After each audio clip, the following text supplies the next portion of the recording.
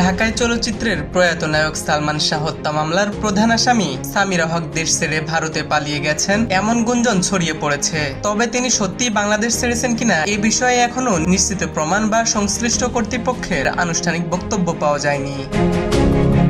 সালমান শাহর পরিবারের ঘনিষ্ঠ একটি সূত্র গণমাধ্যমকে জানিয়েছে, অভিনেতা ডন গ্রেপ্তার হওয়ার পর সামিরা বাংলাদেশ ছেড়ে ভারত চলে গেছেন। সূত্রটির দাবি, ডনকে গ্রেপ্তারের পর সালমান শাহর হত্যা মামলাকে ঘিরে নতুন করে তৎপরতা শুরু হলে সামিরার দেশ ছাড়ার বিষয়টি সামনে আসে। তবে তিনি ঠিক কবে এবং কিভাবে বাংলাদেশ ছেড়েছেন সে বিষয়ে নিশ্চিত কোনো তথ্য পাওয়া যায়নি।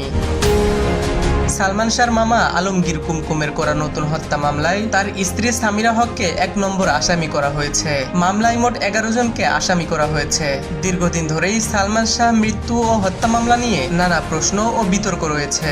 সম্প্রতি অভিনেতা ডনের গ্রেপ্তারের পর বিষয়টি নিয়ে আবারও নতুন করে আলোচনা শুরু হয়েছে। এদিকে সামিরা হক সত্যিই দেশ ছেড়েছেন কিনা কিংবা তিনি বর্তমানে ভারতে অবস্থান করছেন কিনা এ বিষয়ে আইন শৃঙ্খলা রক্ষাকারী বাহিনী বা ইমিগ্রেশন কর্তৃপক্ষের কোনো আনুষ্ঠানিক বক্তব্য এখনো পাওয়া যায়নি। হিমুর রহমান, নিউজ বাংলা .নিউজ, ঢাকা।